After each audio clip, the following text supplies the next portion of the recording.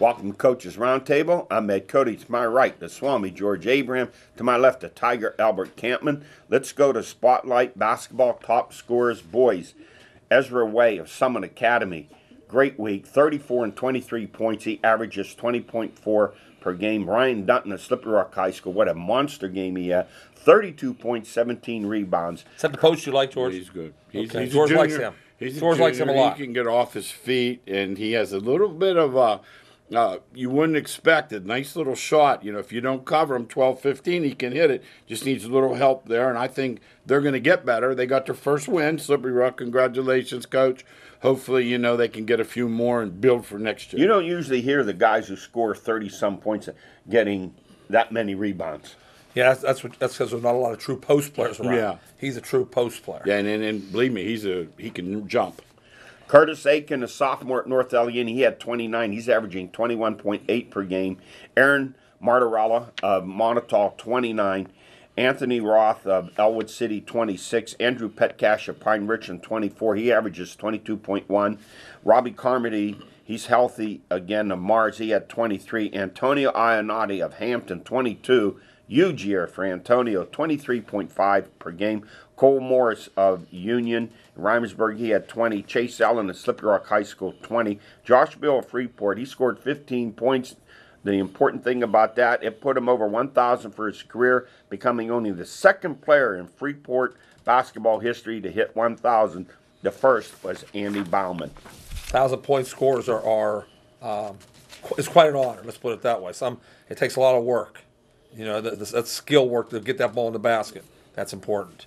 And for the girls, Emily Hedges of Karn City, big back-to-back games, 34 and 33 points. Sam Breen of North Catholic, 37. She averages 24 a game. Katie Stang of Riverside, 28. She averages 18 a game. Amanda Kalin, Pine Richland, 25. She averages 21.1. And congratulations, Amanda. She is committed to Duquesne for basketball next year. She went from basketball to soccer, now back to basketball. And they're really good. She's Duquesne's good really in good. both sports. Duquesne's really good in spanked basketball. Pitt. That was a great win for them, beating the Pitt women. They're 14-1, yeah, right? Outstanding team.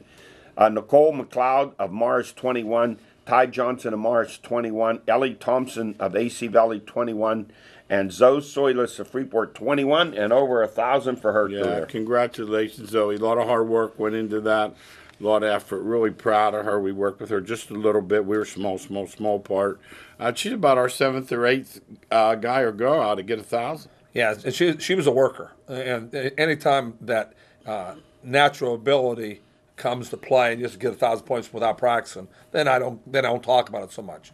Zoe, it was through hard work that you got it done. Congratulations. Sometimes she scores half or more than half of their points. Yeah, they struggle in girls basketball. They seem to be good in everything else. I don't know what the deal is there. Lexi Schick of Union, Reimersburg, 21 points. Ellie Collins of Hampton, 21. Carrington Ketterer of Elwood City, 21. And Sydney Wolf of Riverside, 20. In hockey, Owen Vassbinder of Mars, a hat trick. And in college basketball, BC3 women, Christina Davis, 26. Julia Baxter, 25. The Pioneers, Lady Pioneers, are 9-4 on the season. Not so for the men; they are struggling. But for Slippery Rock University, Malcolm Richardson, he had 24 points for the Rock. They're 8-7 right now, and have hit a rough spot, George. Yeah, the league's so unforgiving. If you're not at your best every night, you're not going to win. It's almost impossible to win in a row. Then you get bumped off by like a Seton Hill at home. It makes it tough. Well, the value of recruiting is coming out. You know, that's everything. You know, because we know that he's a great coach, right? But the value of recruiting. In the past years, he had guys who he was lucky to land late. Mm-hmm. And this year, as George said, he didn't get those. He didn't get those players. Yeah, you know? Does he not have the depth he's had? No, in the he doesn't. It just, if you watch them play, they don't look the same. You just know. Now, Shaquille Pratt, fantastic. Some of these guys are really good. Doesn't have the depth, and I'll tell you, we talk about all the time shooting, and that's not just at SRU. It's all over the place. Someone that can shoot the ball is valuable. But he did not expect. Good point, George. He did not expect Shaquille Pratt to be a star, though. No, Do you understand? When he's the star of the team, No. that means that they're not where they're supposed to be. He thought he'd be their fourth man, fifth, all the way through. And he was Malcolm for a long time. He was from East Yes, Stroudsburg. Richardson's from Stroud. Stroudsburg. But no, it's just one of those years too. I don't think anything's going right. Kids that got dinged, thought they'd be back, they're not back. It's just one of those years. And he's still over 500 and in there. Ken Snead of BC 337. The men just struggling there. They've only won, I believe, one game this year. Yeah, it's tough. And if you're going to go out and do it right and just basically coach whoever shows up, that's what you're going to get. Let's go to our power rankings. Excuse me. And these things change because there were some upsets early. This is Tuesday we do our show, some Monday that happened, but we'll not include those till next week. But in Quad A, Latrobe selling along 13-0, followed by Alderdice 9-1 and number 1 in the state in Quad A. Central Catholic back in there at number 3, followed by Chartiers Valley and Penn Trafford. And in AAA, Newcastle still undefeated, 13-0. They're 5th in the state. Mars number 2, 10-3. They're 4th in the state. Beaver Falls 3rd. They're 8th in the state, followed by York and Highlands. And how about the Canes? They go to Beaver Falls and put a whipping on the Tigers, 75-53. The Canes do not have a starter over 6 foot, and there's Beaver Falls with 2 6'6" guys. That tells you that size is overrated. And I'll take speed, and I'll take people can play the game of basketball anytime. I would think, I was talking to Ralph today. I said, if you play the game of basketball long enough, we coach as long as we did, 5% of the games played above the rim, 95 is played below. I'll take my chance with the guys that can play below the rim. And he said it best. They're very tenacious. They're tough-minded. They got that mental toughness, and they just I went to that Indiana game last year. I wish I'd had like a pocket full of like medium-sized bills because I could have been rich. They're 6'6", 6'5". I'm watching and I can see they're wearing down, and I'm thinking Newcastle's going to hit a couple shots here. And this next thing you know, last week they're down 12, they're up 20. Well, he has it going here, Ralph, because all those younger kids, they go to the game with their parents, they go home, they want to shoot the basketball, they want to play, they can't wait to get up there and play for the Canes. Like in the old days, Farrell's still good this year. What are they, number 4 in the state? Farrell's very good. Oh, I did their game the other night with Steubenville. They got some players. Great year for them. Let's go to AA. Aliquippa, undefeated, 10-0, number 1 in the state, followed by Lincoln Park, number 3 in the state, Greensburg Central Catholic, Bishop Canterman, and Brownsville. And in Class A, Swickley Academy, they are number 6 in the state, number 2, Monessen, 10-3. They're number 2 in the state, averaging nearly 92 points a game. Well, that is so misleading because some of the scores of their games are just. They won one game 106 Oh, to yeah. 20. And at any time, that could go up to 116 if it wants to. They can win games 130 to 4 if they want. Yeah, they crazy. can do all that they want in the whipio, and they can do all that nonsense. But when they get in the tournament, they're getting spanked. Yeah. Clareton, they're 7-1. Their first loss, I think, was to Monessen last week. It was. And then Jeanette and California. The leading boy scorer, and we knew this kid. We mentioned him on our preseason show, Austin Butler of Latrobe, averaging 27.6 points a game. Somebody saw Latrobe in the preseason and said they were the best Quad A team they saw, and everybody was raving about North Allegheny and other teams. He was right. Looks like It's going to come down to Latrobe and Alderdice at some point if the winner doesn't get an Eastern team in his bracket. I'd like to have him and Quad A and Eddie Floor from Chartiers Valley in my backcourt with those two guys. Let's go to girls. Quad A, Norwin 13-0. They're number 2 in the state. Bethel Park 2nd. They're number 8 in the state. Penn Hills 10th in the state, followed by North Hills and North Allegheny. I know some of those teams lost. We'll have that in next week. AAA, South Park, number 6 in the state, followed by Ambridge, South Fayette, number 3 in the state, Hampton and Blackhawk, the Cougars, number 8 in the state. And in AA, it's Bishop Canterman, they're number 2 in the state, followed by Riverside, Olsh, number 7 in the state, Neshannock and Borough. And in Class A, North Catholic at the top, they're number 1 in the state, followed by Jefferson Morgan, Vincentian, the Ellis School, and Sarah Catholic. And the top girls scorer is a 14-year-old freshman, Kelly Koenig of Amani Christian. She's a 5'5", 14-year-old freshman. She averages 45.7 points a game. She scored over 50 points 5 times. High game of 59. She put 54 in Woodland Hills last week. Yeah, and I saw her interview, and she puts a lot of time in the game. And I don't think you can score over 15 points without time in the game. Putting points up like that, that means she has free reign of fire. That's one thing. Number 2, the competition can't be great. And number 3, she's put a lot of time in the game. Somebody offered her, right? Somebody's offered. That's what she's saying. That's what they're saying. She put 50 on Uniontown and 54 in Woodland Hills. Now, I don't know about their girls' programs, but those are Uniontown's AAA and Woodland Hills is you still got, like he says, you got to put it into basketball. But if that tells you she works on the game, though. Because some girls, or some guys, including some I coached and played against, put nobody on the floor. Couldn't score 50. Couldn't get 50. You got to knock her down or something. I mean, if you're in the other team...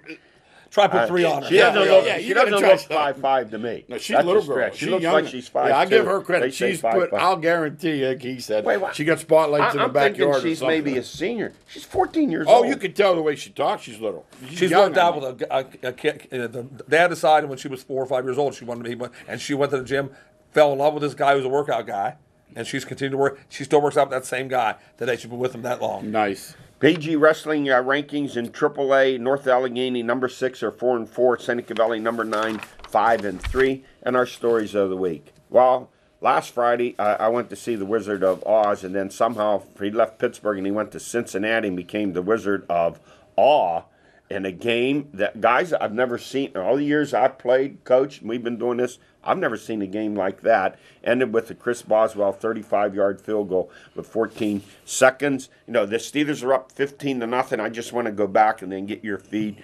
Now, here's what I was saying watching the game. All right, 15-0, 3rd and 18. Just run the ball. Punt. Your defense is going to have a shutout. You don't have to throw the ball. Well, that kind of changed things around. Roethlisberger got sacked, and then the score after that, he's sacked by Burfict, and that was not a dirty play. So you guys take it from there. Well, the game happened after that. The game was just very interesting that the weather had a major effect in the game. I think it would have been a high-scoring game if it wasn't. Pouring. No. I mean, it was a really downpour, and with some wind. And secondly, when teams play each other in a division for the 3rd time, I should have learned that they know each other. They know exactly what you're doing, unless you're pulling something out. So the games always go under. The games are always low scoring when you play them. And so those two teams know each other. And thirdly, I've never seen hate since when Oakland and Pittsburgh, when we were growing up. When we were growing up and Oakland played Pittsburgh. The criminal element. Yeah, that was truly criminal element in that game. Both teams were trying to hurt each other from the very first snap. Not tackle each other, try to hurt each other. You know what stood out to me? Why the same officiating crew? Yeah, that's a good point. And I also thought the running backs for Pittsburgh, for not playing all year, those two guys were great. Combined for 118 yards rushing. That's the position in the pros that you can pull somebody off. It happens all the time. They were good. You pull somebody off the street, and there's a lot of good running backs out there. You know, a lot of times they can't pick up the blitz, the block, and they can't catch the football. That's been Toussaint's thing. But he did catch 4 passes. He did a great job catching the ball. Yeah, he did. And then Todman came in and did a great job, almost broke a long run. Then the league steps in, and they've taken care of Burfict. 3 games next year. Don't forget, that's 1/5 of his salary. Well, let's look now. The Bengals finally score in the 4th quarter, 13:57. After that punt, they make it 15-7. Then a field goal by Nugent, and then the A.J. McCarron touchdown pass, and they go up 16-15. And there's the interception by Burfict. Looked like a great play. Now I'm asking you, hindsight. Well, I said right there at the game. Okay, they have it at the Steeler 26.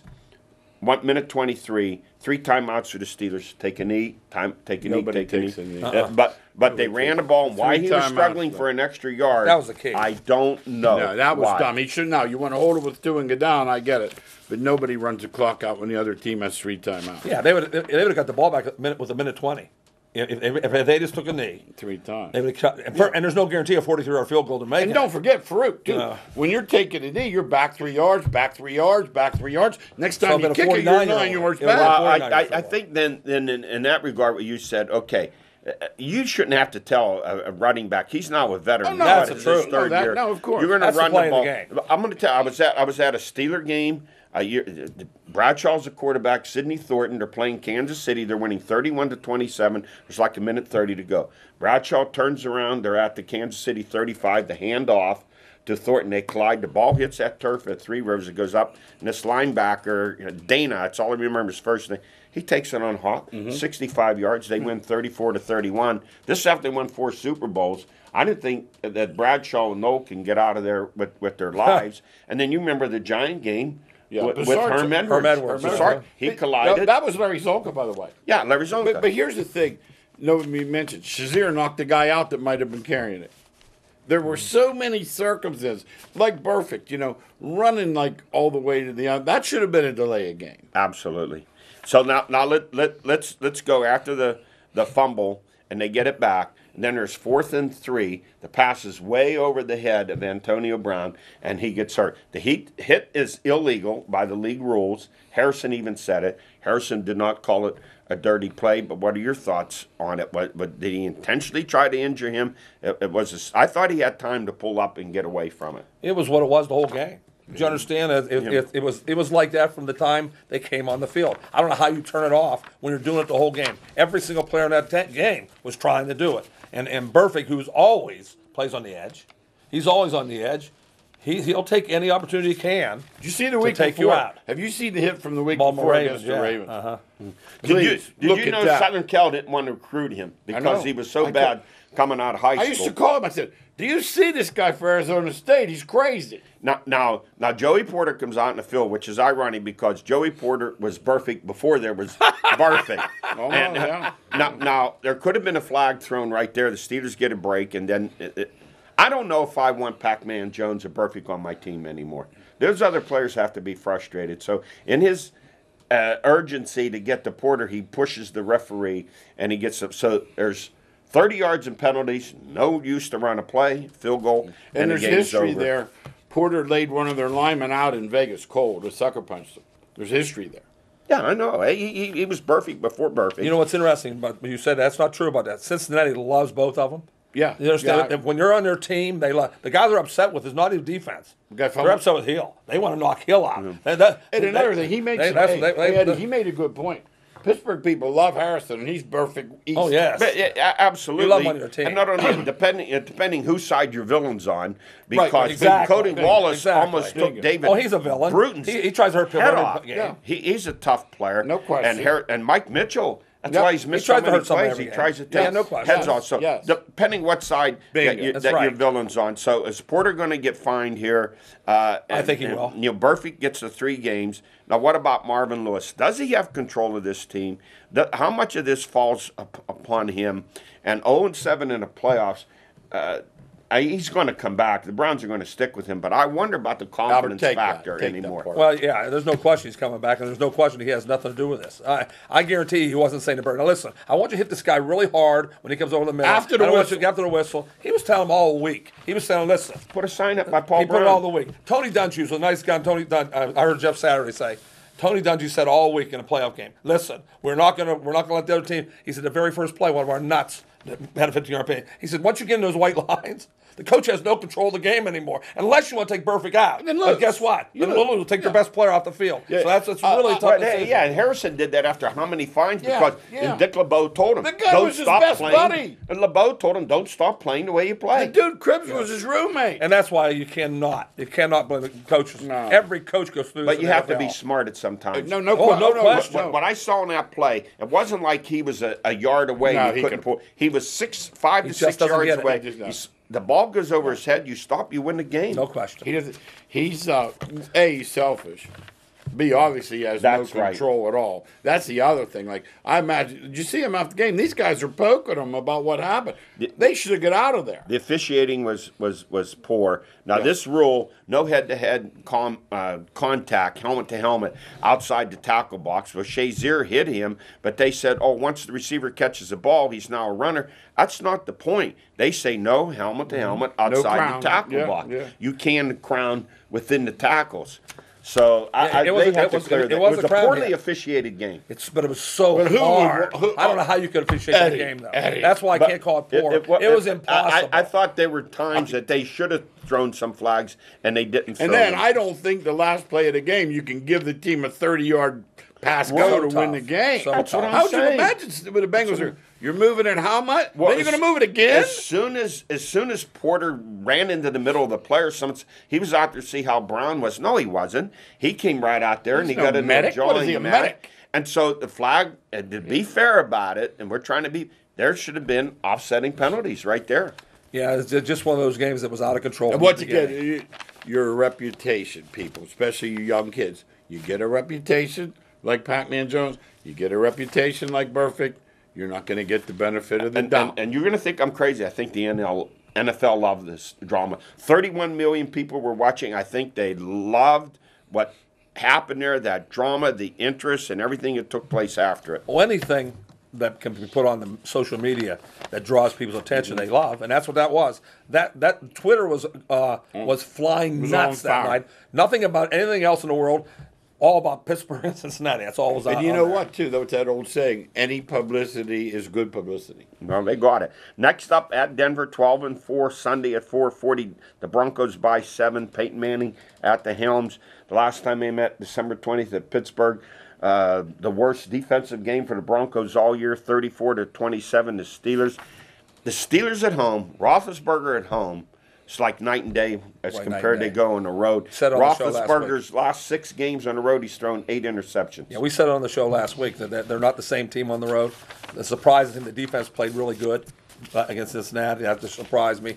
But Roethlisberger right now, according to what the things I'm reading and trying to dig into, injuries a lot worse than they're saying. And then strained ligaments. And then Brown, I have no idea. If he's not, and if Brown doesn't play, I have no idea how they can win. When that game, you take out a guy, those two guys with 120-some receptions. Yes, one of the best quarterbacks in the league. Yeah. Here, even if he passes whatever they call this concussion protocol. Okay, even if he gets hit, doesn't get hit in the head, that jarring. If you ever had a concussion, which I had, all those symptoms would come back almost instantaneously.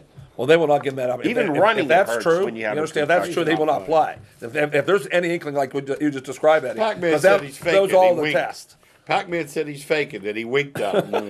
Those are all the tests that they take. And they're one thing, you can't blame the coach anymore. You can't blame the player. Yeah. It's taken completely out of their hands. Yeah. They have no say-so in it. If the doctors say you're on, you're on. If not, you're not playing. I think they're a big underdog out there. And Denver's had a week to heal up. Major tough to beat a good team twice in a row.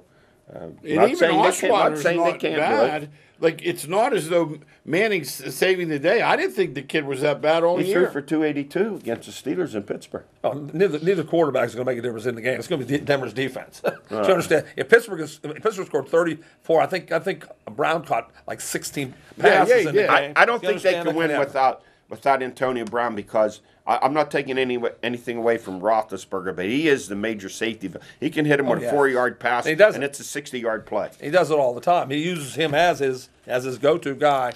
But if there's any team that seems to step up, it's the Pittsburgh Steelers. They step up and play. But on the road, it's tough. You know what, though? Who in the league? You say Pittsburgh's not. Who in the league, even Seattle, they crawled out of Minnesota. They should have lost. Yeah. The rest of the NFL, you bring that up, all 4 road teams won. How many times that happened before? No, never. Never. Seattle 10, Minnesota 9. I'm watching Walsh get ready for that field. I said, man, I give Brandon Fusco a call. We could talk to him Tuesday on the show. And she's not something. 10-yard line. That ball just boom. Amazing. I don't want to hear about the strings returned here or there. It's a 19-yard field goal. Whether the ball's upside down, it just. And he said that. I should be able to kick a watermelon through there. He did. So you love the kid who fessed up, saying, "I just messed up." How about not spinning it? I noticed he hit the one in the laces and he nailed. Yeah, he got that one low, and that's when he was not able to get down. He got below the laces. You think the guy almost touching the one before had something to do with it? The guy with the dreads missed that one before by about. I'm not sure. I think he was nervous. I think say that Jeremy Hill said it's on me too for fumbling the ball. Yeah, and he knows it. He knows it. Oh, yeah, and that's what the coaches do. Neither one of the coaches called out the kicker. No, that was what's called. The other guy that was Minnesota. That was the big boy. Yeah, Peterson. Peterson fumbled up. Yeah, they already know how they messed up. Now, Seattle at Carolina Sunday. Carolina by 2.5. We're not 1.5. They're on Carolina. All their games. I think their last 4 games, 5 points or less. Mm-hmm. So if you're going to predict a close game, this is the one. They're always close. Carolina and Seattle, always close. It's a veteran experience from Seattle. 3 years in a row, they've just been tremendous. I kind of like them. Well, They there's can play nothing, there's better nothing wrong with offense. liking them. There's nothing wrong with liking them because the weather was so bad in Minnesota that you couldn't get anything from that game. Yeah. They just were trying to survive that day. I'm telling you, it was survival. That steam coming out of that, I think, geez, oh, man, they don't want to be out there. What a job their defense did holding held in there. Adrian They held in Peterson there. to 52 yards rushing. 25 rushes. Yeah. Now, Green Bay comes alive finally after 6 weeks of McCarthy taking over the play calling, 35-18 over Washington. Now they go to Arizona Saturday at 8:30. Arizona by 7. Arizona's last game, 36-6. They lost to Carolina or to Seattle. That makes them dangerous. Yeah, it does, because that's exactly how Minnesota to Seattle. Seattle drilled Minnesota 38-7. And here's what you're going to find out immediately. In that first time, Green Bay's offensive line was beat up completely, and they had 9 sacks. That game was 38-8. Yeah, now that game. Mm-hmm. Yeah. Did Don Barkley from Seneca Valley? I don't think he's back yet. Yeah, so He's there's still- but they moved their center to left tackle. It was a major change. I'll give McCarthy credit. He said, I got to do something. And he was only pressured 5 times that whole game. And you said he started playing up tempo, no huddle, and no huddle all of a helped sudden a they lot. didn't touch him. Well, there was my hot pick last week, Houston. Yeah. You cursed him. 30-0. I just thought they would play a pretty good game with that defense. A lot of people did, though. A lot of people did that. Their Yeah, the line was offense, small. but they need a quarterback. Line was Do they great. ever need a quarterback? Now KC at New England Saturday at 4:15. Brady is 14-3 all time at home in the playoffs. New England by 5. And they're healthy. You're talking about Belichick doing something smart. He late in the year said, okay, I'm going to bench all these guys. I'm going to play them half the time. I want to be ready for the playoffs. That's all it counts. Edelman's back, right? That's Edelman's the back. difference. Yeah, A they're all quick they're pass. all back now. Their defense is back. Their college is back. They're all But back. that thing goes through New England. Hey, move over Bear Bryant, move over John McKay, move over Frank Leahy. Here comes Nick Saban with his fifth national championship, 4th in 7 years at Bama. I know Bear has 6, but Bear should only have 5 because in '73, the UPI voted for national championship before the bowl games. They were number 1, Notre Dame number 2. They go to the bowl game, Notre Dame beat them. Not even Bear ever said he had that national I can't count the ones championship. the local newspaper gave him, right? Yeah, you have to draw the line Well, somewhere. he got 1 from the UPI, and Notre Dame got 7 from the other polls. But, I didn't realize McKay, those 4, and Saban, what he's done at Alabama is absolutely phenomenal. It was a great game, 45-40. As we said, boy, Clemson just screwed up in their secondary. Yeah, but also some special teams. That's where the game was won. Absolutely. Yeah, that's where the game That was onside won. kick? Yeah, the execution. See, and I tweeted this, and I said, there's been a million people call for an onside kick, and people complain because they don't get it. They executed it perfectly. The kicker was perfect. The guy there caught it. Everything went perfectly. Changed the whole game. There's only 10 minutes left in the What did I game. say? He was practicing. He said they practiced it one day a week, but he said what they also practiced is just the kicker and him putting it to the spot. trying to get I've that, never right? seen. You couldn't have I've thrown never it. seen a better. No, you better couldn't have one. thrown it. Executed If you'd have perfectly. dropped it off Exactly. a chair for him. Like So, Roethlisberger's passing that Super Bowl to number 10 when Holmes, you yep. couldn't have dropped it in. the only thing I would say, Nick, stay at Alabama. Don't be enticed by Cleveland. There's word out Oh. there. Don't do it. No. Stay there. Hey, basketball quickly here in the final minute. Pitt 86, Notre Dame 82. You think a team that shoots 54% from the floor, 45 from three-point range with only 3 turnovers would win, but Pitt defied that.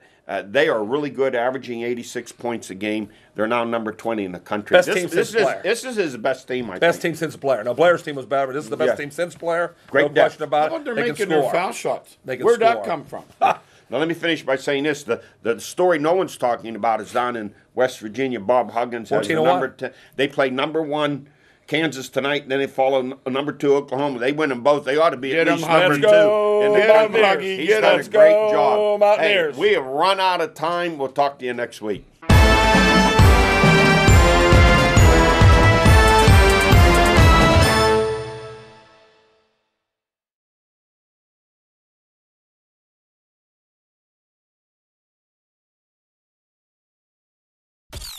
Armstrong Local Programming features our community like no one else. Meet your friends and neighbors at special events. Find the perfect pet. Celebrate our region's rich history or enjoy our natural wonders. Armstrong Local Programming is available online, on demand, and on your local Armstrong channel. Find the complete program schedule at ArmstrongOneWire.com. Local programming, exclusively from Armstrong. One Wire, infinite possibilities.